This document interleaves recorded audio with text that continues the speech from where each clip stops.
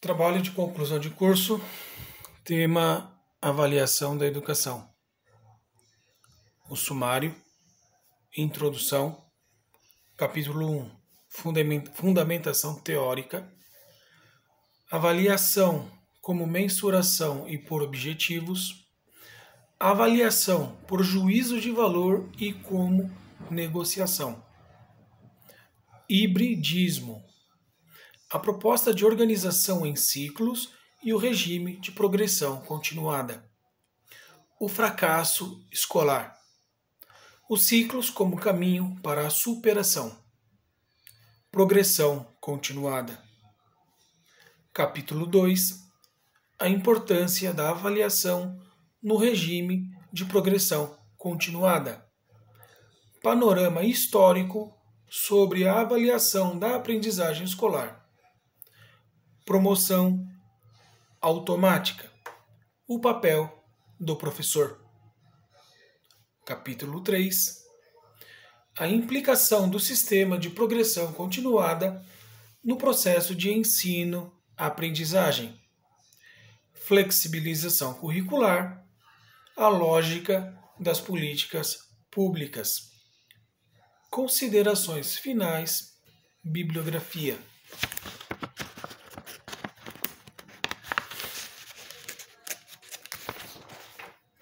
Introdução. O tema educação é profundo e complexo, tendo como influência mais do que o aspecto individual, sendo relevante também aspectos coletivos e institucionais, segundo Araújo e Rabelo, 2015. O método avaliativo utilizado deve adequar-se à situação e necessidade, por isso, diferenciar-se em suas dimensões. Souza 2000, consequentemente gerando diferentes concepções. Visto isso, este trabalho de conclusão visa apresentar algumas das principais teorias da avaliação educacional e suas características. A avaliação não acontece apenas no âmbito educacional, mas em diversos espaços, e a influência destes também é relevante para a formação das concepções dentro do ambiente escolar. A avaliação educacional não é a simples mensuração daquilo que o aluno aprendeu, quando adequada e bem elaborada. Se torna uma via de mão dupla, sendo importante não só na avaliação do aluno, mas também do professor, tornando-se possível o aperfeiçoamento da prática docente, sendo ferramenta determinante na elaboração de políticas públicas para o sistema educacional. Considerando que a progressão continuada, apesar de ter sido implantada no ensino fundamental no estado de São Paulo em 1998, ainda constitui-se em motivo de críticas por parte dos educadores, comunidade, mídia, etc. Entendo que a progressão continuada corresponde a uma forma de organização do ensino fundamental, conforme prevê a Lei de Diretrizes e Bases da Educação Nacional de 1996. Compreendemos que a mesma pode ser implantada legalmente. Contudo, a situação atual demonstra muitas dúvidas quanto à compreensão dos objetivos da progressão continuada e principalmente da avaliação a ser realizada. A Lei 9.394 de 96, ao estabelecer as diretrizes e bases da educação nacional, buscou criar condições legais para que cada escola pudesse se organizar para o alcance dos objetivos propostos na Constituição de 1988, em relação à educação e que se espelham o anseio da sociedade brasileira de ter educados em todos os seus cidadãos, zelando por medidas de não exclusão de alunos pelo sistema escolar, quer pela garantia de vagas, quer pela efetivação de uma aprendizagem bem-sucedida. Assim sendo, pretendemos analisar o regime de progressão continuada, identificando e compreendendo suas implicações na organização escolar, tendo em vista que este regime implica em mudanças no processo avaliativo.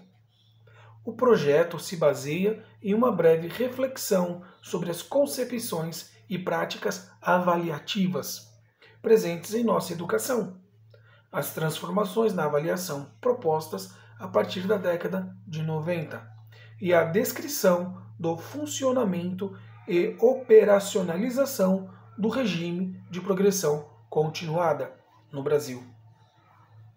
Fundamentada no construtivismo, apropriada de experiências realizadas em países europeus, particularmente Inglaterra e Espanha, o regime de progressão continuada tem como objetivo atender uma necessidade caracterizada pela evasão escolar e pelos altos índices de retenção. Seguindo uma interpretação de pensadores educacionais como Paulo Freire, a proposta tentava solucionar uma realidade excludente, em que os alunos das escolas públicas eram avaliados anualmente e tinham sua progressão restrita à superação de uma nota mínima para cada disciplina. E nesse processo, muitos alunos que não atingiam essa nota eram simplesmente retidos, e na maioria dos casos ocorria a evasão. A Lei Federal 9.394 de 96, ao estabelecer as diretrizes e bases da educação nacional, buscou criar condições legais para que cada escola pudesse se organizar para o alcance dos objetivos propostos na Constituição de 1988, em relação à educação, e que se espelham no anseio da sociedade brasileira de ter educados todos os seus cidadãos, zelando por medidas de não exclusão de alunos pelo sistema escolar, quer pela garantia de vagas, quer pela efetivação de uma aprendizagem bem-sucedida. Ou seja, o aluno será avaliado, mas esta avaliação não deve constituir-se como motivo de retenção do aluno. Deverá ocorrer durante todo o ano letivo e durante o processo de ensino, de acordo com a orientação da Secretaria de Estado da Educação. Esta proposta altera radicalmente o percurso escolar e, como consequência, a forma como a qual nela se movimenta. Antigamente, aprovava-se ou reprovava-se o aluno com base em seu desenvolvimento. A progressão continuada veio como meio de assegurar novas formas de ensinar e de aprendizagem efetiva de nossos alunos, através dos processos de ciclos estabelecidos na Secretaria da Educação do Estado de São Paulo. Ciclo 1, 1 à 4ª série, ou do 1º ao 5º ano. Ciclo 2, 5ª série ao 6º, ou 6º ao 9º ano. No regime de progressão continuada, aquele que, nas séries de um ciclo, exceto a última, apresente um aproveitamento escolar insuficiente em relação ao que foi estabelecido, é classificado para a série seguinte, acompanhado por um conjunto de medidas pedagógicas. Ao final de cada ciclo, uma avaliação do desenvolvimento e da aprendizagem dos alunos pode considerar eventualmente a necessidade de um programa sistematizado e individualizado de apropriação de conteúdos básicos propostos para o ciclo, e que um aluno ainda não dominou por um período de até um ano escolar. A progressão continuada implica necessariamente em modalidades alternativas de adaptação, avanço, reconhecimento, aproveitamento escolar, como controle de frequência dos alunos. Neste caso, perde-se o sentido de expressões como aprovação e reprovação, e entram conceitos de progressão, o progresso do aluno propriamente dito, a aprendizagem e o desenvolvimento orientados como a maior clareza possível pelos professores. O papel dos professores é de grande responsabilidade, uma vez que deve zelar e garantir a aprendizagem do aluno, pois não é suficiente só ensinar, mas verificar se o aluno está aprendendo. Outro fator importante desse regime de progressão continuada é assegurar a permanência com sucesso das crianças na escola e a formação de cidadãos críticos, criativos e pensantes. Sabemos que os alunos apresentam ritmos e estilos diferentes de aprendizagem. Portanto, esse trabalho deve ser contínuo e não pode ser interrompido. Se isso acontecer, acarretará em prejuízo tanto para a autoestima como na motivação para aprender desses alunos. A escola, de forma alguma, pode considerar um aluno inapto, porque não conseguiu aprender o que era esperado. Para Hoffman, 2000, a criança aprimora a forma de pensar o mundo à medida que se depara com novas situações, novos desafios e formulam hipóteses.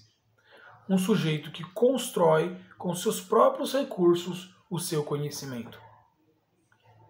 É fundamental concentrar todo o empenho possível e disponibilizar de todos os recursos para cada aluno, e que o mesmo se beneficie de todas as atividades de ensino.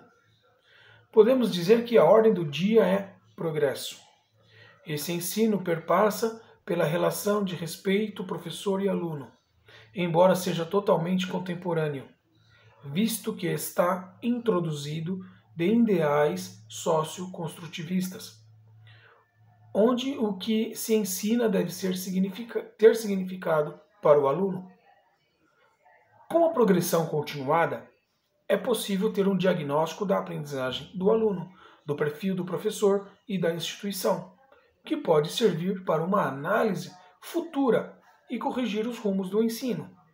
Ela nos oferece um leque de formas diferenciadas de avaliação do rendimento dos alunos e da diversidade do trabalho do professor para atingir seus objetivos, que é a aprendizagem. Mas o que é avaliar? A avaliação sempre consistiu num tema de grande importância e polêmica nos discursos e debates educacionais. Contudo, também é nítido que se busca realizar debates cada vez mais críticos em torno do conceito e das formas de avaliação inseridas nas escolas. Segundo os Parâmetros Curriculares Nacionais, 1997, a avaliação deve ter a função de alimentar e sustentar a prática pedagógica. Deve ser sistemática e contínua, interpretando qualitativamente o conhecimento construído pelo aluno, subsidiando o professor, para que reflita continuamente sobre sua prática. Para o aluno, deve ser um instrumento de tomada de consciência de suas conquistas, dificuldades e possibilidades para reorganizar a sua aprendizagem. Para a escola, deve possibilitar definir prioridades e localizar quais aspectos das ações educativas demandam maior apoio. Para Lucchesi, 2002, a avaliação é vista como um processo mais amplo. A avaliação é um juízo de qualidade sobre dados relevantes para uma tomada de decisão, tratando-se de um julgamento de valor sobre manifestações relevantes da realidade, tendo em vista uma tomada de decisão. Assim, devem ser consideradas todas as manifestações dos educandos, transcritos e ou, de alguma forma, expressos durante o processo de avaliação. A referência para a progressão continuada, e especialmente dos ciclos, é a educação integral em seus conteúdos conceituais, procedimentais e atitudinais, realizada em período de tempo completo e integral, em escolas com estrutura compatível e quantidade adequada de alunos em sala de aula. O interesse em pesquisar sobre o regime de progressão continuada se deu pela ideia de que o fracasso nos estudos pode ser causado principalmente pelo processo avaliativo, pois passei a me questionar se uma prova era suficiente para dizer se o aluno aprendeu determinado conteúdo. Nós, professores, devemos estar atentos às implicações desse sistema no processo de avaliação da aprendizagem. Devemos discutir os conceitos teóricos desse regime, embasado pelos autores, nos meios educacionais, e suas afirmações sobre a inovação dos ciclos e a importância da avaliação formativa para o processo desse sistema educacional. Por fim, a expectativa é de que esta pesquisa possa ser um instrumento para a reflexão de profissionais de escola, alunos, famílias, professores, enfim, todos aqueles ligados à educação. E desta maneira, colaborar para o delineamento de estratégias que visem trazer para a educação a solução dos problemas crônicos. A partir do exposto acima, podemos nos questionar acerca do que realmente é a progressão continuada e se realmente tem gerado distorções como ausência de avaliação e promoção automática. Questionaremos também sobre a importância da avaliação dentro desse sistema e se o regime foi proposto com o intuito de amenizar o fracasso escolar como repetência e evasão escolar. E ainda tentarmos responder uma questão que incomoda. As crianças estão sendo aprovadas, mas estão aprendendo? Tenho como objetivos propiciar a compreensão do regime de progressão continuada e dos ciclos e estabelecer a concepção de avaliação de aprendizagem desenvolvida pelos professores, explicitar as implicações do regime de progressão continuada nos procedimentos de avaliação de aprendizagem e, por fim, questionar o porquê da resistência em relação ao regime de progressão continuada e sua intrínseca relação e dependência com as políticas públicas dentro do sistema capitalista. Pretendo buscar os dados acima citados por meio de pesquisas bibliográficas. Estudiosos e teóricos do tema da avaliação do rendimento dos alunos, com o objetivo de investigar como está ocorrendo a avaliação na vigência do regime de progressão continuada e dos ciclos como processo histórico de desenvolvimento. A estrutura deste trabalho foi organizada em 3 capítulos. O primeiro capítulo traz um breve histórico sobre a proposta de organização dos ciclos e do regime de progressão continuada, em substituição ao sistema seriado, juntamente com a bibliografia e o embasamento das leis que cercaram este regime, as necessidades e dificuldades para a superação do fracasso escolar. O segundo capítulo traz a importância da avaliação dentro do regime de progressão continuada, haja vista que o termo avaliação sempre foi associado à ideia de aprovação ou reprovação. No entanto, com a implantação dos ciclos, foi preciso lançar um novo olhar para a avaliação de aprendizagem escolar, bem como repensar na função da escola e reestruturação de seus espaços. No terceiro e último capítulo, veremos como a implicação do regime de progressão continuada envolve uma mudança profunda na concepção de ensino, aprendizagem e avaliação. A flexibilização curricular é uma medida mais adequada para se voltar ao controle sobre a implantação da progressão continuada e poder transformá-la em tempo, de alguma forma, em uma versão mais próxima dos ciclos. Sendo assim, consideramos que as políticas públicas que nos rodeiam, os ciclos ou a progressão continuada são um pano de fundo que não podemos deixar de levar em conta nesse processo. Mais do que classificar as diferentes compreensões e possibilidades de programar os ciclos, é importante caracterizar as concepções de educação e as políticas públicas que orientam as escolhas.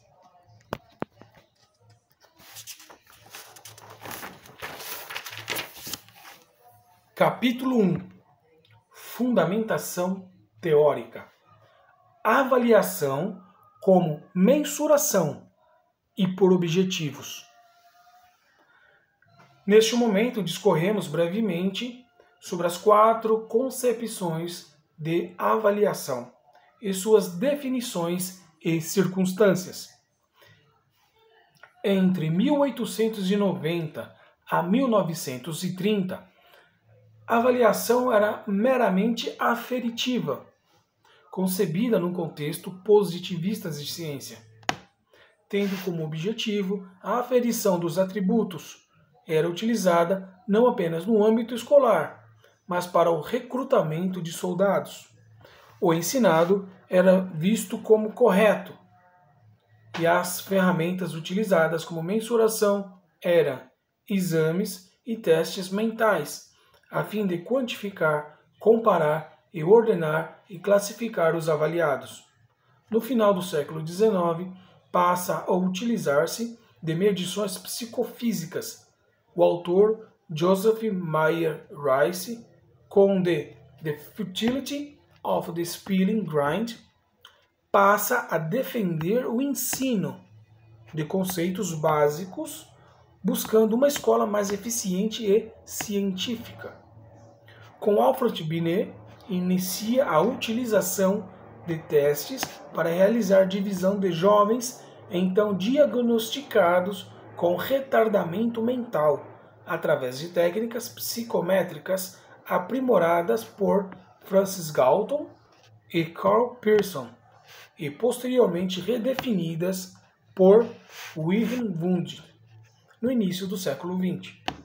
Binet, ao considerá-las ineficientes, chegou ao conceito de idade mental, objetivando definir o coeficiente de inteligência, QI, Sternberg, 2000. A partir disso, Edward Thorndike, buscando definir a aprendizagem como formação de vínculos entre estímulos e respostas, desenvolveu instrumentos de gestão científica em âmbito educacional.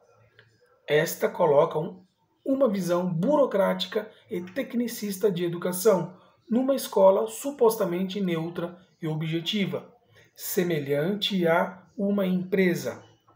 Os alunos eram vistos como matéria-prima e deveriam tornar-se produtos, e a qualidade do mesmo seria feita através de avaliação meramente técnica, estandardizada e descontextualizada, a fim de classificar, certificar e selecionar. A partir de 1930, nota-se um esgotamento dos avanços de ordem teórica, metodológica e prática, evidenciando sua limitação no contexto de transformação das teorias pedagógicas e a crescente preocupação o processo de ensino-aprendizagem. Surge uma nova fase no campo da avaliação, tendo como principal personagem Ralph Tyler, Guba, Lincoln 2011. Este período faz relação com a gestão científica, quanto o avanço da preocupação com o currículo, este passa a estar intrinsecamente relacionado à avaliação, e isto deve averiguar-se através de objetivos. No contexto de embate entre a pedagogia tradicional e progressista, espera-se uma avaliação que considere mais do que as medidas dos discentes, mas suas habilidades, conhecimentos e atitudes. Vatras, 2006. Uma característica relevante da fase considerada por Tyler é a importância dada à relação professor-aluno. O primeiro deve explicitar os objetivos daquilo que é ensinado ao segundo, caracterizando o sucesso de um projeto apenas com o alcance de seus objetivos, no entanto, sem desconsiderar testes e provas.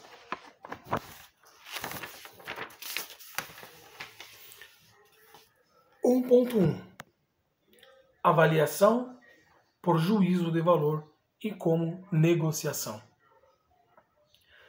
A partir de 1960, teóricos passam a tecer críticas à teoria de Tyler, alegando a falta de abrangência a outros aspectos e limitação de seu caráter mensurativo e quantificativo. Scriven, 1967, afirma a necessidade de classificar o mérito de cada objetivo, definir um juízo de valor. O contexto da corrida espacial foi muito relevante ao expor as falhas do sistema educacional e sua importância para o período. De acordo com House, em 2000, dá-se início à responsabilização das escolas pelo desempenho dos alunos. O movimento revelou a ineficiência das práticas avaliativas usadas na época por objetivo, passando a reconhecer a função que a prática avaliativa em si para o diagnóstico e tomada de decisão quanto ao processo de ensino-aprendizagem. Neste período, há um rompimento com os ideais positivistas. Incorpora-se gradativamente o naturalismo com características de observação naturalista, sem controle, caráter descritivo e indutivo, e traz métodos qualitativos. Surgem conceitos como avaliação formativa e somativa, criada por Scriven, 1967, e a global, criada por Stark, 1967, entre outros termos. Scriven, 1967, também insere uma abordagem avaliativa que seja contínua e preocupada com o preenchimento de lacunas existentes dentro dos métodos avaliativos, apresentando como solução a articulação entre métodos. A quarta concepção se caracteriza como uma ruptura com as anteriores, marcando um momento importante da avaliação. A partir de 1970, a avaliação passa a ser maior relevância acadêmica e política. Com a sofisticação das ferramentas de avaliação e um caráter político, incorpora-se a negociação. A partir deste momento, considera-se fatores humanos, políticos, sociais e culturais. Para MacDonald, 1995, citado por Silva e Gomes, 2018, página 372, os modelos de avaliação podem ser adaptados de várias maneiras para conceder aos grupos de interesse exercício de poder ou privá-los deles. 1.2 Hibridismo. O campo de estudos de avaliação educacional não é homogêneo. O desenvolvimento de concepções não se deu de forma segmentada, mas através de um processo, e mesmo todas estas mudanças há quem concorde com aspectos de conceitos considerados ultrapassados. Os embates teóricos entre as diferentes concepções geram novas e diferentes metodologias. 1.4 A proposta de organização em ciclos e o regime de progressão continuada. No Brasil, A organização escolar em ciclos, em substituição ao sistema seriado, está sendo experimentada desde 1980. A partir da promulgação da Lei de Diretrizes e Bases da Educação Nacional, Lei 9.394, de 96, contemplou a possibilidade da adoção de ciclos da seguinte forma, artigo 23. A educação básica poderá organizar-se em séries anuais, períodos semestrais, ciclos. Sabemos que toda lei tem caráter ideológico e representa interesses de um grupo e, como tal, reflete as necessidades e as contradições de uma época e de uma determinada população. Sendo assim, o novo regime adotado no Estado de São Paulo pelo Conselho Estadual de Educação, com fundamento no artigo 23, Lei Federal número 9.394, 20 de dezembro de 1996, no artigo 2º da Lei Estadual 10.403, de 6 de julho de 1971, e na indicação do Conselho Estadual de Educação, número 8/1997, institui pelo Sistema de Ensino do Estado de São Paulo o regime de progressão continuada no ensino fundamental, com o objetivo geral atender às demandas da realidade educacional brasileira, conforme deliberação do Conselho Estadual de Educação, número 9 de 1997. Inciso 1º, o regime de que trata este artigo pode ser organizado em um ou mais ciclos. Inciso 2º, no caso de opção por mais de um ciclo, devem ser adotadas providências para que a transição de um ciclo para o outro se faça de forma a garantir a progressão continuada. Inciso 3º, o regime de progressão continuada deve garantir a avaliação do processo de ensino-aprendizagem, com o qual deve ser objeto de recuperação contínua e paralela, a partir de resultados periódicos parciais e, se necessário, no final de cada período letivo. São Paulo, 1997. O regime passou a vigorar no Estado de São Paulo após a deliberação de 9 de 1997, que implantou oficialmente a progressão continuada e que, a partir de 1998, foi instaurado em todas as escolas da rede estadual. De acordo com Freitas, 2003, os processos de avaliação, que são aspectos centrais da organização escolar, não poderia passar ilesos neste reordenamento, tempos e espaços. Assim sendo, a estratégia de adoção do regime de acordo com o Estado contribui para viabilizar a universalização da educação básica, que é o impulso para as nações se projetarem e competirem mundialmente, e também é um meio de garantir o acesso e principalmente a permanência do aluno na escola, além de uma forma de otimizar recursos e de regularizar o fluxo de alunos da rede idade série, pois a evasão e repetência eram considerados exacerbados pela Secretaria da Educação. De acordo com Oliveira, 2002, considerando tais alternativas como propostas de inovações que visam a transformação da escola em favor da democratização de suas práticas, a discussão sobre os ciclos e a progressão continuada é relevante na medida em que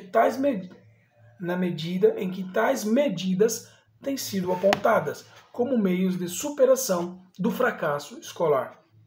E por isso mesmo aparecem no cenário educacional brasileiro como alternativas para a construção da escola democrática. Para Freitas, 2003, o regime de progressão continuada no Estado de São Paulo provocou inúmeros questionamentos e resistências, tanto na comunidade escolar como extraescolar, pois nem os profissionais nem a comunidade foram devidamente informados e preparados sobre seu significado pedagógico. A presença da progressão continuada leva os professores a analisar suas concepções sobre o papel e as finalidades do ensino fundamental na sociedade brasileira contemporânea e o significado do processo de aprendizagem de seus alunos. Compreendemos que rever o currículo escolar de modo a adequá-lo às diferentes idades, atendendo os diferentes níveis em que os alunos se encontram, é um dos intuitos da progressão continuada. O papel principal da educação é fazer com que alunos elevem seu grau de conhecimento e de cultura inserido em uma sociedade democrática, ou seja, não basta somente abrir vagas e manter os alunos na escola. 1.5 O fracasso escolar. Para Oliveira, 2002, em cada época, em função do contexto social, do cenário pedagógico dominante e das condições educacionais existentes em cada momento, o fracasso escolar constitui ainda uma das principais questões do debate educacional e sua superação torna-se ainda hoje um dos grandes desafios para as políticas públicas, cujo intuito se volta para a democratização escolar. Ao longo dos séculos XX e XXI, o fracasso escolar na escola e no sistema público do Brasil é um assunto recorrente no debate educacional, tendo sua importância ressaltada com a expansão do sistema de ensino, adotado a partir da década de 30 e especialmente após a década de 50, com a solicitação de mão de obra escolarizada pelo modelo econômico urbano industrial da época e o fortalecimento da atuação dos movimentos sociais pela democratização do ensino público. Foi e tem sido uma expansão fundamentalmente quantitativa, uma vez que não houve a garantia do poder público das condições estruturais necessárias para um ensino de qualidade para as escolas criadas. Em relação ao que foi destacado anteriormente, podemos ressaltar que o problema do fracasso escolar, objeto de inúmeras pesquisas e discussões no Brasil e até em outros países, é analisado tradicionalmente com base nos elevados índices de evasão e repetência produzidos na escola, mais especificamente nas escolas públicas, e consequentemente envolvendo alunos das camadas pobres da população. No entanto, precisamos estar atentos a estes elevados índices, pois o fracasso escolar não é um entre outros problemas que a escola apresenta, mas a expressão do conjunto desses problemas. Arroio, 1986. Nesse sentido, afirma que pensar sobre o fracasso escolar é repensar as bases sobre as quais a escola se assenta, as práticas pedagógicas e avaliativas que norteiam o dia a dia, a ordem social, que alimenta esse com outros fracassos. Não passar pela redefinição da ordem social é como ter efeito anestésico sobre doenças crônicas de uma ordem social e política, que, enquanto permanecer, continuará a produzir excluídos da terra, dos bens de produção, do poder, da saúde e da escola.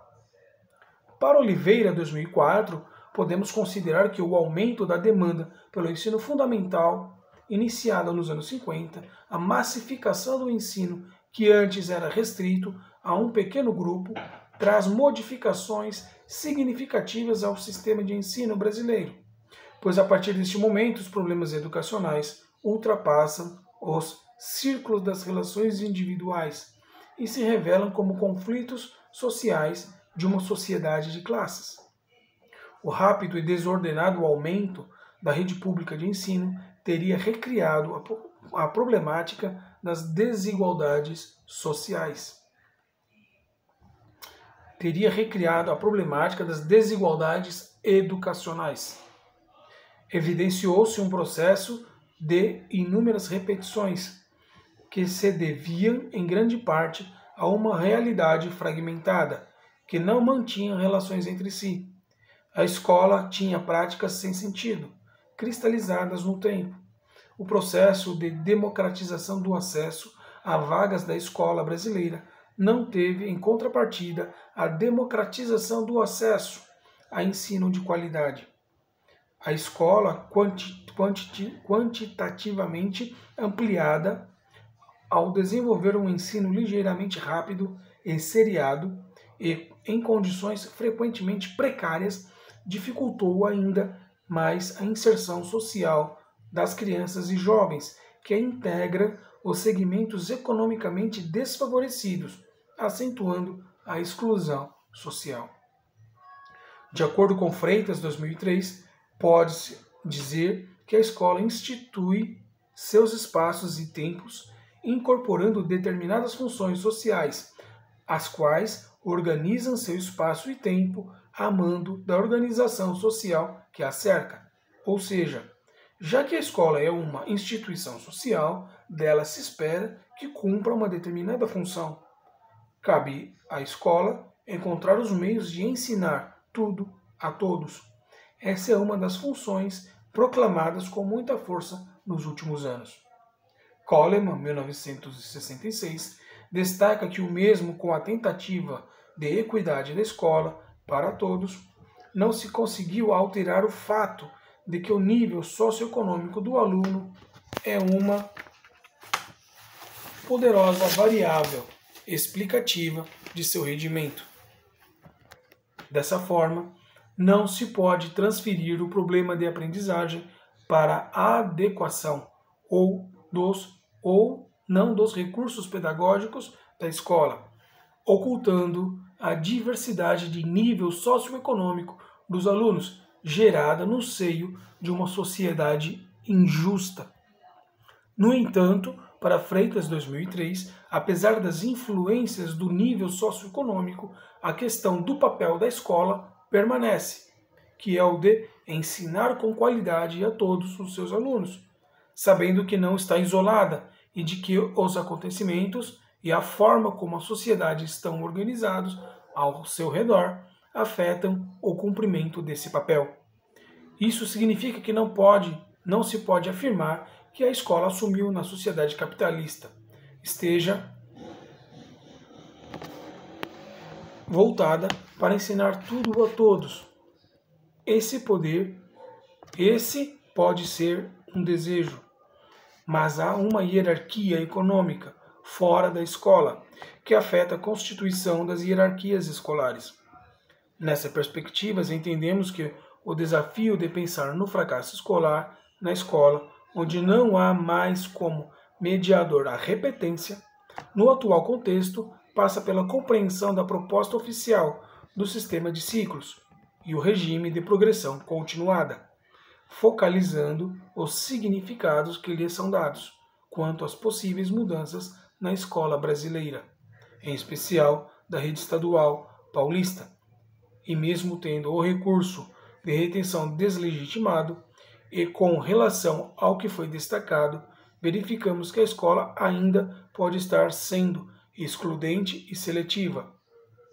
Com a implementação da progressão continuada na escola pública, tornando-se necessário buscar, identificar e analisar as novas formas que o fracasso escolar pode estar assumindo no interior das escolas. 1.6 Os ciclos como caminho para a superação.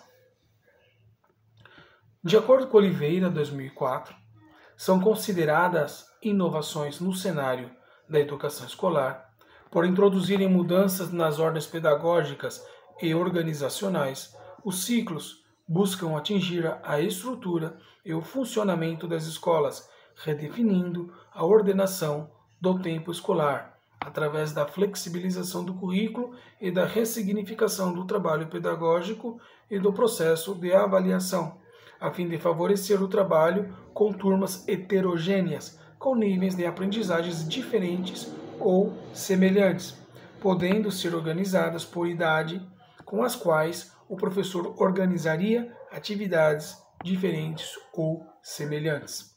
Teria sempre expectativas de diferentes desempenhos quanto ao progresso dos alunos, mas se empenharia na garantia de aprendizagem efetiva. Para Freitas, 2003, é necessário diferenciar entre o desejo e a realidade.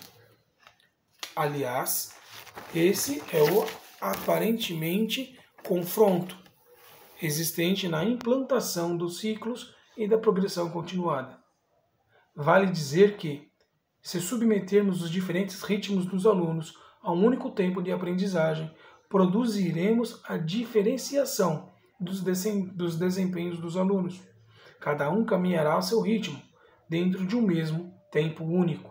Logo, uns dominam tudo, outros menos. De acordo com Freitas, caso queira unificar desempenhos, nível elevado de domínio para todos, há que se diversificar o tempo de aprendizagem. Para tal, é preciso permitir que cada um avance a seu ritmo, usando todo o tempo que lhe seja necessário. Freitas, 2005, página 19. Ou seja, compreendermos que os antecedentes da concepção de progressão continuada é reorganizar a escola, juntando séries, retirando da avaliação o poder de reter o aluno intra-séries de um ciclo e introduzindo inovações pedagógicas como forma de compensar os efeitos das diferentes socioeconômicas e uma tentativa de permitir ritmos diferenciados em espaços maiores de tempos, pelo menos em teoria. Segundo Bertanha, 2003, o que se espera agora é que a escola encontre diferentes formas de ensinar que assegurem a aprendizagem do aluno e seu progresso interciclos. A escola deve ser uma escola com equidade e eficácia. Com equidade, porque deve ensinar a todos, e eficaz, porque não basta ensinar pouco a todos, e sim muito a todos, a despeito da desigualdade social do lado de fora da escola. Também, de acordo com Freitas, 2003, é fundamental entendermos o processo histórico de distanciamento da escola em relação à vida, em relação à prática social, pois esse afastamento foi ditada por uma necessidade ligada à formação social capitalista, onde apoiar o desenvolvimento das forças produtivas necessitou de uma escola e preparar-se rapidamente e em séries recursos humanos para alimentar a produção de formação hierarquizada e fragmentada. E foi exatamente esse afastamento que levou os processos de aprendizagem artificiais e necessários para facilitar a aceleração dos tempos de preparação dos alunos. As necessidades de preparação de mão de obra do capitalismo forçaram o aparecimento da instituição escola na forma atual. Ou seja, convencionou-se que certa quantidade de conhecimento devia ser dominada pelos alunos dentro de um determinado tempo. Em 1996, a nova Lei de Diretrizes e Bases da Educação, Lei Federal 9.394, instituiu a possibilidade de organizar o tempo escolar em ciclos, como diz seu artigo 23. A educação básica poderá organizar-se em séries anuais, períodos semestrais, ciclos, alternância regular de períodos de estudo, grupos não seriados com base na idade, na competência e em outros critérios, ou por forma diversa de organização, sempre que o interesse do processo de aprendizagem assim o recomendar. Brasil, 1996. O objetivo dessa forma de organização é o de fazer com que os alunos aprendam cada vez mais, eliminando barreiras que interrompiam o processo de aprendizagem, desconsiderando os conhecimentos construídos por eles no decorrer do ano e desconsiderando os conhecimentos construídos por eles no decorrer do ano e obrigando-os a recomeçar do zero, repetindo tudo que já haviam feito no ano anterior. Como afirma Oliveira, 1998, página 64, Tradicionalmente, o aluno que não acompanhasse o modelo que pressupõe competências básicas a serem dominadas por todos no mesmo período de tempo, por uma turma pré-organizada, seria apartado e impedido de mover-se para a série seguinte. Assim, a repetência somente contribuía somente para o desestímulo aos alunos e para um sentimento de rejeição e exclusão. Ou seja, compreendemos que os alunos que precisam mais tempo para aprender e os com dificuldades específicas, mas que já avançaram, mesmo que seja um pouco sua aprendizagem, não podem ser prejudicados com a perda da turma de amigos que lhe dão apoio emocional. No regime de progressão continuada, aquele que, nas séries de um ciclo, exceto a última, apresente um aproveitamento escolar insuficiente em relação ao que foi estabelecido, é classificado para a série seguinte, acompanhado por um conjunto de medidas pedagógicas, estudos já suplementares. Durante as férias de verão e recuperação paralela pelo tempo que se fizer necessário dentro do projeto pedagógico da escola e que lhe garanta a apropriação dos conhecimentos sistematizados que a escola escolheu trabalhar. Observados os progressos feitos, ainda que pequenos, e especialmente as condições em que estes foram feitos, pode-se planejar os próximos passos, exigindo novas atitudes do aluno, da família e inclusive da escola.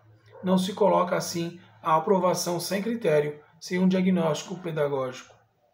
Não se coloca assim a aprovação sem critério, sem um diagnóstico pedagógico, sem um sério plano de trabalho a ser vencido nos anos posteriores por mera promoção automática.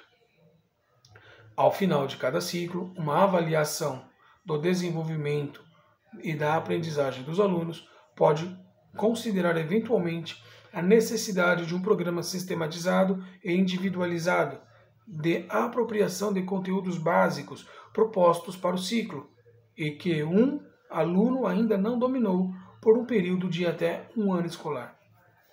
Para Barretos e Mitrulis, 2001, página 103. A organização em ciclos como um avanço teoricamente indiscutível, pois deveriam garantir maior sucesso dos alunos, pois haveria uma reorganização dos conteúdos, tempos e espaços. Além do material didático, a metodologia do professor e os instrumentos de avaliação, essa perspicaz traz consigo uma nova forma de conceber o currículo escolar, mais centrado no aluno como ser social, em formação, reconhecendo o desenvolvimento de individualidades capazes de pensamento crítico e autonomia intelectual. Os ciclos viriam em contramão a uma educação caracterizada como discriminatória e excludente, e passaria a permitir maior acesso à escola e permanência na escola, garantindo a aprendizagem de todos com qualidade. De acordo com Freitas, 2003, não se elimina a avaliação formal, muito menos a informal, mas redefine seu papel e associa-se com ações complementares, incorporando a ela outras exigências que apontem para a paulatina superação e a concepção de formação global do sujeito, partindo do pressuposto da diversidade e dos ritmos diferenciados no processo educativo. Freitas, 2003, página 54. A escola caberia o papel de criar espaços de experiências variadas e dar oportunidades para a construção da autonomia e da produção de conhecimentos sobre a realidade. Ou seja, a lógica que o ciclo traz para a escola está marcada pelo rompimento da seriação e pela adoção de um novo articulador para os tempos e espaços da escola, baseado no desenvolvimento da criança e em suas vivências. 1.7 Progressão continuada. Desde o início de sua implantação, em 1998, é intenso o debate sobre a proposta do sistema de ciclos e do regime de progressão continuada na rede estadual de São Paulo. A Secretaria de Educação de São Paulo e os profissionais do ensino, alunos, pais de alunos, a sociedade em geral, estudiosos e pesquisadores da educação vêm desde aquele momento apresentando argumentos favoráveis e contrários à medida ou ao modo como vem sendo implementada na rede estadual paulista. Entendemos que apenas reorganizar o tempo escolar em ciclos não resolve o problema se ele não vier acompanhado de outras medidas, como, por exemplo, rever o currículo escolar de modo a adequá-lo a diferentes idades, atendendo os diferentes níveis em que os alunos se encontram, como foi dito anteriormente. Assim sendo, um conjunto de concepções que se apresentam e devem atuar como pressupostos sustentam a argumentação que justifica o regime de progressão continuada. Trata-se de um conjunto de concepções que chega a constituir um esquema teórico de referência para a argumentação. Uma delas é que compreende o aluno como uma pessoa global, composta de muitas dimensões que se relacionam dinamicamente ou se fertilizam mutuamente, ou seja, um cidadão em pleno desenvolvimento. Para Oliveira, 2002, outra concepção é a que compreende o aluno como um ser humano, que representa a heterogeneidade real de possibilidades de aprendizagem.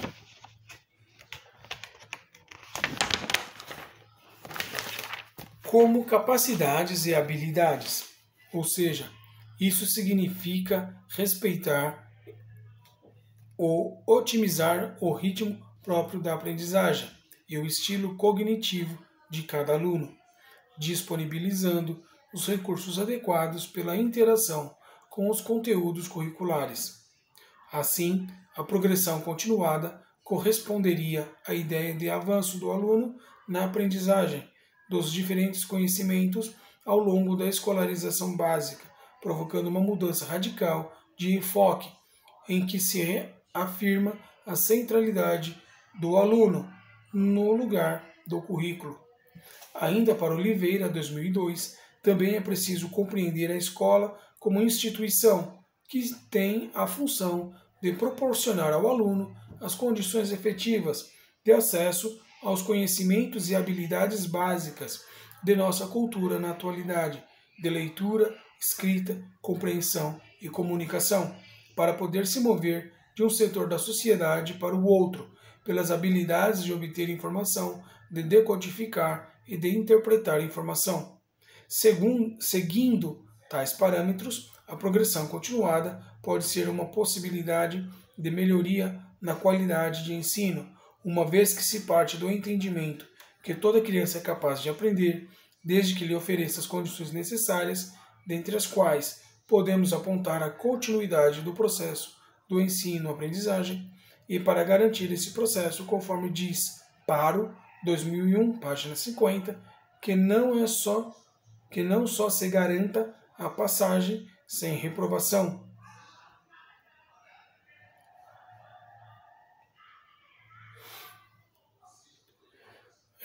Seguindo tais parâmetros, a progressão continuada pode ser uma possibilidade de melhoria na qualidade de ensino, uma vez que se parte do entendimento que toda criança é capaz de aprender, desde que lhe ofereça as condições necessárias, dentre as quais podemos apontar a continuidade do processo ensino-aprendizagem.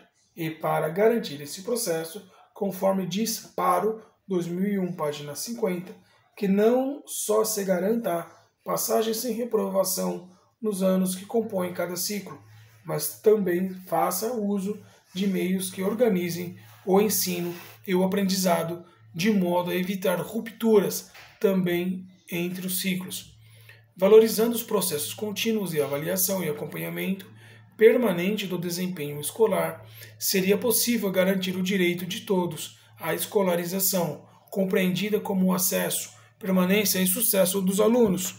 É nessa linha que deve ser compreendida a manifestação do Conselho Estadual da Educação, deliberação, Conselho Estadual de Educação, número 9 de 1997, que destaca, inciso 3º, o regime de progressão continuada deve garantir a avaliação do processo ensino-aprendizagem, o qual deve ser objeto de recuperação contínua e paralela, a partir de resultados periódicos parciais, e, se necessário, no final de cada período letivo. São Paulo, 1997. No entanto, o modelo de progressão continuada e da organização do ensino em ciclos trouxe consigo uma imensa polêmica para os educadores e especialistas da área da educação, pois os professores vêm se convencendo dos méritos da avaliação contínua e diagnóstica ao longo da implantação dos ciclos. Porém, demonstram perplexidade em relação à impossibilidade de reprovar os alunos, aspecto este que continua problemático, pois os professores sentem que perdem o poder e o controle do ensino, e ainda que tal possibilidade de reprovar vem suscitando uma falta de motivação para os estudos, com a qual a escola e os próprios pais não estão sabendo lidar. Barretos Mitrulis, 2001, página 130.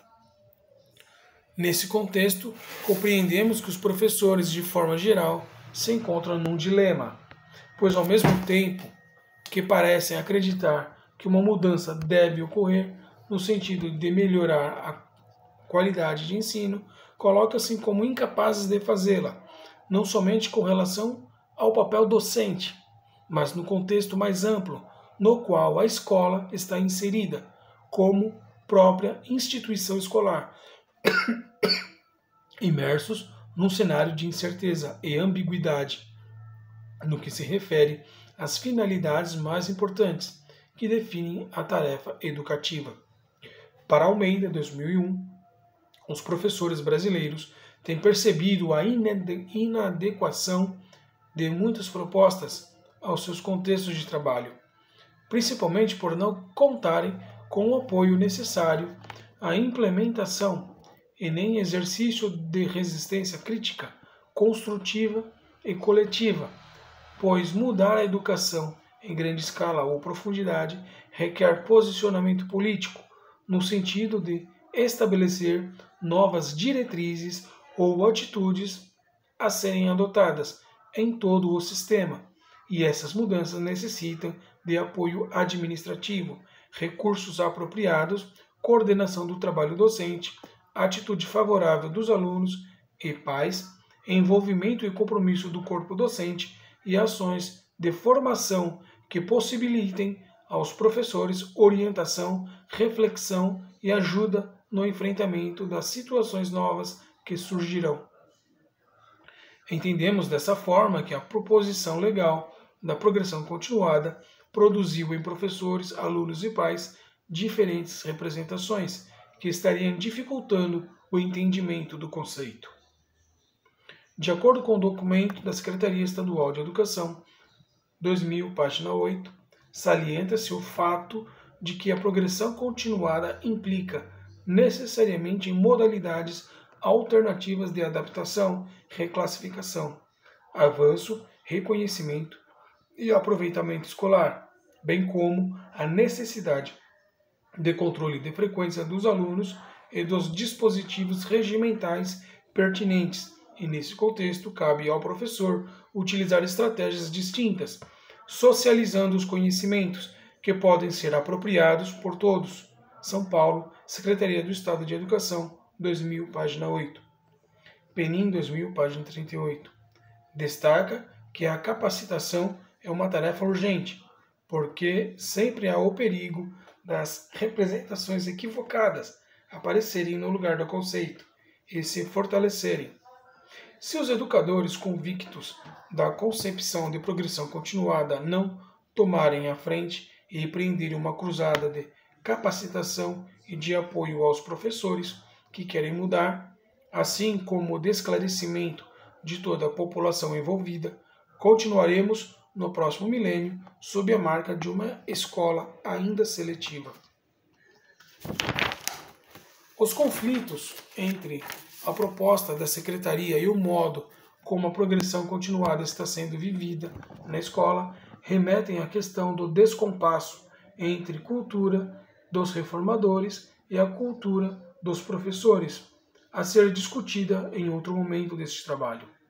Ao longo dos anos que sucederam a Lei de Diretrizes e Bases 1996 e a implementação dos ciclos e da progressão continuada na rede estadual paulista, diversas perspectivas para a compreensão e discussão dos problemas e das necessidades do regime de progressão continuada para a escola têm sido produzidas por diferentes atores. Aos que falam dentro da escola está vivendo as mudanças em seu cotidiano, a versão daqueles que falam pelo poder público, a dos intelectuais, sem que se busque uma aproximação com os problemas vividos. Sobre essas perspectivas, Freitas, 2003, esclarece que alguns estudos permitirão uma contraposição à versão oficial da proposta de ciclos e progressão continuada nas escolas. Algumas lógicas existentes nas escolas não são irreversíveis, mas para serem enfrentadas é preciso haver algum grau de resistência. Não é apenas uma questão de sistema seriado ou não. Trata-se de uma concepção de como organiza todo o trabalho pedagógico, as relações de produção de conhecimento e poder.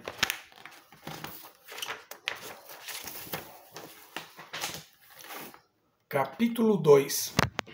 A importância da avaliação no regime de progressão continuada. Freitas, 2003. Afirma que a lógica da avaliação não é diferente da lógica da escola, pois, entre outras coisas, separou-se da vida e da prática social, e tal separação foi motivada por necessidades sociais de enquadramento da força de trabalho, que trouxe a necessidade de se avaliar artificialmente na escola. Os processos de avaliação tomam o lugar dos motivadores naturais e se desenvolve um sistema de avaliação com notas como forma de estimular a aprendizagem e controlar o comportamento de contingentes. A pressão familiar passa a ser a motivação para o estudo, assumindo uma forma mercadória com características existentes na sociedade capitalista. Valor de uso e valor de troca, ou seja, aprender para trocar por nota. Segundo Freitas, 2003, isso colocou no centro da aprendizagem a aprovação do professor e não a prática de intervir na prática social. Aprender para mostrar conhecimento ao professor tomou o lugar de aprender para intervir na realidade. A avaliação da aprendizagem escolar tem sido muito discutida, tanto por especialistas quanto por professores na área educacional, em razão das diversas mudanças ocorridas nos últimos tempos. Destaca-se entre eles Hoffman, de 1994, Ludwig, 2001, Mainardes, 2001, Paro, 2001, Freitas, 2003. A avaliação tem sido tradicionalmente usada na escola para orientar a organização de turmas dentro de um modelo educacional que pressupõe uma única competência básica a ser dominada por todos os alunos em um mesmo período de tempo. Quem não o fizesse seria apartado da turma e impedido de mover-se para a série seguinte, promover-se. Esta retenção do aluno na série que cursou durante determinado período escolar termina no imaginário que ainda existe nas escolas, fazendo o aluno sentir-se como alguém reprovado, no sentido de rejeitado, excluído, condenado, censurado, com sérias consequências para a autoestima e futuras aprendizagens. No decorrer da história da educação, o termo avaliação sempre foi associado à ideia de aprovação ou reprovação. A própria cultura escolar utilizou desse termo para eleger os mais fortes dos mais fracos, uma questão de mérito, classificação. Em relação ao que foi destacado, verificamos nas escolas atuais que a avaliação tem sido realizada por meio de provas e exames, geralmente sem vínculo com o processo de ensino-aprendizagem, o que nos faz questionar a prática escolar na busca de um consenso sobre o que é avaliar e como a avaliação pode ser concretizada de modo que garanta a aprendizagem efetiva do aluno. De acordo com Freitas, 2003, o fenômeno da avaliação em sala de aula tem pelo menos 3 componentes. O primeiro deles é o aspecto instrucional, pelo qual se avalia o domínio de habilidades e conteúdos em provas, chamadas trabalhos, etc. O segundo componente, constituído pela avaliação, é o do comportamento, um poderoso instrumento do controle em ambiente escolar, que cria uma estrutura de poder na sala de aula. Por isso, quando ciclos ou a progressão continuada impedem o uso da avaliação como poder de reprovar, interfere diretamente com o plano instrucional e, adicionalmente, o exercício do poder do professor. Já o terceiro aspecto constitui a avaliação como valores e atitudes. Ocorre cotidianamente na sala de aula e se instala preferencialmente na lógica da submissão, haja vista que este consiste em expor o aluno criticando seus valores e atitudes. Por um lado, as avaliações formalizadas nunca são independentes das avaliações informais, implícitas, fugídias, que se formam ao sabor da interação na aula ou refletindo sobre ela. Por outro lado, que o comportamento do professor é tão influenciado pela avaliação informal como pela avaliação formal, particularmente quando atribui a cada aluno uma imagem de seu valor escolar. Perrenot, 1986, página 50. Também é preciso considerar que a avaliação ocorre em 2 planos, um formal e outro informal, e foi Perrenot, 1986, quem primeiro alertou sobre essa duplicidade. Perrenot, 1986, destaca que no plano de avaliação formal, as técnicas e os procedimentos de avaliação, como provas e trabalhos, conduzem a uma nota. Já no plano da avaliação informal, os juízos de valor que acabam por influenciar os resultados das avaliações finais criam permanentemente representações sobre os alunos, construindo imagens e autoimagens que terminam por interagir com as decisões metodológicas do professor, construindo para os alunos estratégicas metodológicas diferenciadas em sala de aula, na dependência dos juízos. Para Freitas, 2003, página 46, os procedimentos da avaliação estão, portanto, articulados com a forma que a escola assume como instituição social, o que em nossa sociedade corresponde a determinadas funções como hierarquizar, controlar e formar os valores impostos pela sociedade. Isso é feito a partir da avaliação instrucional, a comportamental e a de valores e atitudes, cobrindo tanto o plano formal como o informal. Daí porque, mesmo que se retire a avaliação formal, como no caso da progressão continuada ou dos ciclos, os aspectos perversos da avaliação informal continuam a atuar e zelar pela exclusão dos alunos. Lucchesi, 2002, defende que a avaliação da aprendizagem deve ser assumida como um instrumento que existe propriamente para mensurar a qualidade da assimilação do conhecimento por parte do aluno e para compreender o estágio de aprendizagem em que ela se encontra. E a partir daí o educador estará apto a tomar decisões necessárias que possibilitem ao aluno avançar no seu processo de aprendizagem. Já Hoffman, 1994, ressalta que o fenômeno avaliação é hoje indefinido, de tal maneira que o termo vem sendo utilizado como diferentes significados relacionados à prática avaliativa tradicional. Prova, conceito, boletim, recuperação e reprovação. Dar nota é avaliar, e o registro de notas denomina-se avaliação. Ao mesmo tempo que outros significados são atribuídos ao termo, tais como análise de desempenho e julgamento de resultados.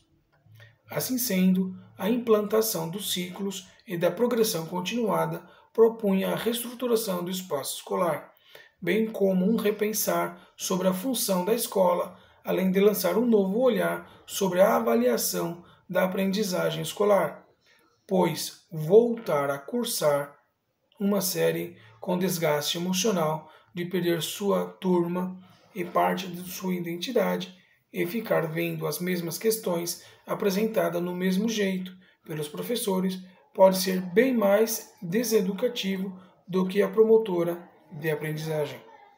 Com as sucessivas e desestimulantes retenções dos alunos no percurso escolar, estes encontram outros meios de inserir-se no social. A não promoção tem sido, assim, a maior aliada da evasão escolar e, portanto, da exclusão do direito à educação, que toda a sociedade busca garantir.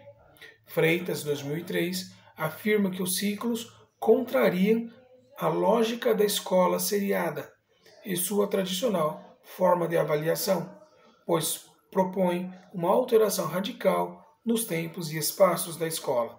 Deve ser vista como um local onde os alunos sejam formados para a autonomia. Significa fazer da escola um tempo de vida e não de preparação para a vida. 2.1 Panorama histórico sobre a avaliação da aprendizagem escolar. Segundo Comes, 2006, historicamente, a avaliação da aprendizagem escolar assumiu ao longo dos tempos diversas características. Tudo começou a partir do ensino jesuítico, centrado no universalismo do ensino, distanciava os alunos do mundo, resultando numa postura mais formal e ineficaz para a vida prática. Foi por meio da educação jesuítica que se institui no Brasil uma forma peculiar de avaliação. O período histórico, na época de 1500, não havia uma forma sistematizada de avaliação. Porém, o ensino jesuítico possuía uma forma peculiar de avaliação, uma metodologia própria, baseada em exercícios de fixação por meio de repetição, com o objetivo de memorização. Os melhores alunos auxiliavam o professor, enquanto os outros repetiam as lições da semana. Enfim, a função era disciplinar os alunos. Para Freitas, 2003, é importante destacar a educação diferenciada para a elite e para as classes populares. Essa discriminação tornou uma educação elitista, de caráter tradicional, que se preocupava com a transmissão da cultura geral, de forma memorística e repetitiva, além de transmitir um ensinamento que não estabelecia relação com a vida do aluno. Freitas, 2003, afirma que a avaliação durante o Império nas escassas escolas públicas era precária, uma vez que os alunos não eram examinados regularmente. Nesse período, ainda não havia práticas avaliativas sistematizadas. Entretanto, nas chamadas escolas normais, a formação dos professores para atuarem nas escolas primárias, no período republicano que o ensino se instituiu, que os exames compreendiam que, no período republicano, que o ensino se instituiu como atividade sistemática e contínua, submetido a uma série de burocratizações, em que os exames compreendiam provas orais, escritas e práticas. E para garantir o vigor dessas características, os exames foram utilizados como instrumentos de avaliação, ou seja, no final do processo era realizada uma verificação de aprendizagem, que resultava na aprovação ou reprovação do aluno. Para Souza, 1998, surge um sistema de avaliação altamente normatizado, padronizado e ritualizado. O imperativo de classificação, intrínseco à escola graduada, que exigia um elaborado mecanismo de legitimação. Diante disso, a avaliação passa a ser gerada, inclusive, uma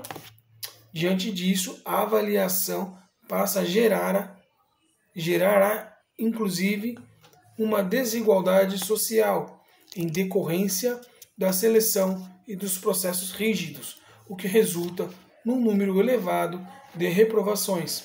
E as escolas tornaram-se uma projeção pública, onde o aluno manifestava a qualidade de ensino pela escola. Souza, 1998, afirma ainda que, como parte dos rituais do exame, forma instituídos prêmios como forma de disciplina, a reforma do ensino adotou técnicas disciplinares modernas em substituição aos castigos físicos, como cartões de mérito, notas de aplicação, etc. Nesse sentido, a República não instaurou no Brasil uma sociedade democrática, mas manteve a sociedade como forte estrutura hierárquica e marcada por grandes desigualdades sociais, configurando um cenário escolar elitista e seletivo, com a institucionalização do conceito de nota. Para Aranha, 1989, a educação e, consequentemente, a avaliação começaram a tomar novas direções e a mudar a prática do cenário educacional, onde os objetivos educacionais começam a ser definidos a partir das necessidades concretas dos alunos e do contexto histórico-social no qual estão inseridos, e os conteúdos selecionados a partir da cultura, sendo considerados instrumento de luta para a transformação social. Nesse contexto, o estudante, considerado concreta, social, política e economicamente uma pessoa, é estimulado a estudar, devendo dominar criticamente os conteúdos curriculares. Contudo, em razão da não definição de uma metodologia clara de avaliação do aluno por parte da chamada pedagogia progressista, nada se altera nas práticas avaliativas realizadas pelos professores. Os alunos continuam sendo avaliados por meio de provas e trabalhos, prevalecendo a classificação pautadas em notas e conceitos. Freitas, 2003, afirma que a implementação de novas políticas públicas educacionais, como os ciclos e a progressão continuada, visava a permanência do aluno na escola, oferecendo-lhe condições para o seu desenvolvimento cognitivo. A avaliação tem que ser vista como acompanhamento, informação para a reformulação pedagógica, para a continuidade do trabalho, para mudanças em direções mais adequadas. A avaliação continuada, bem feita, com um olhar atento para as novas informações que podem ser descobertas acerca do aluno e, a partir daí, maximizar o que ele é capaz de aprender e fazer. Mainardes, 2001, nos alerta que há necessidade de uma avaliação permanente dos resultados obtidos e das dificuldades encontradas, garantindo assim o fortalecimento da função social da escola. Uma proposta de cunho administrativo-pedagógico que propunha a reestruturação do espaço escolar, bem como um repensar sobre a função da escola, além de lançar um novo olhar para a avaliação da aprendizagem escolar, buscando dissociar a avaliação da aprovação ou reprovação do aluno. A visibilidade do aluno que não aprende é percebida erradamente pelos pais e pela sociedade como um problema do ciclo ou da progressão continuada. Entretanto, é produto da velha lógica da escola e da avaliação. No esquema seriado, tais alunos não incomodavam, pois eram eliminados do sistema, permanecendo nele somente quem aprendia. Nos ciclos e na progressão continuada, esses alunos permanecem no interior da escola, exigindo tratamento pedagógico adequado. Eles são uma denúncia viva da lógica excludente, exigindo reparação. Freitas, 2003, página 49. Compreendemos dessa forma que a concepção de avaliação discutida e defendida hoje é mais adequada do que a que vinha sendo praticada historicamente. Porém, a efetivação prática desse novo olhar sobre a avaliação é necessária, a construção de uma nova cultura escolar, com as novas práticas, normas e concepções que não dependam apenas de mudanças legais, mas principalmente de condições efetivas para tal, que pressupõe alterações das condições de trabalho oferecidas ao professor, da estrutura da escola e do preparo técnico e pedagógico para os docentes.